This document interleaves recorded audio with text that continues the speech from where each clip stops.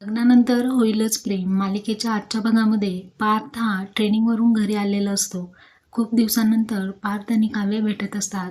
काव्य म्हणत असते, अहो धनी, मी तुम्हाला खूप मिस केलं. तर पार्थसुद्धा तिला तिच्या स्टाईलमध्ये बोलत असतो. अक्षरशः मोदकाप्रमाणे नाक, पुरणपोळीप्रमाणे गोड आवाज अशा उपमा देऊन तो तिच्यावरचं प्रेम व्यक्त करत असतो.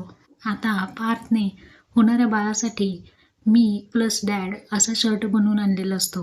म्हणजे डॅड आणि मी बेस्ट टीम आहोत. आता हे पाहिल्यानंतर काव्याला आनंद होतो.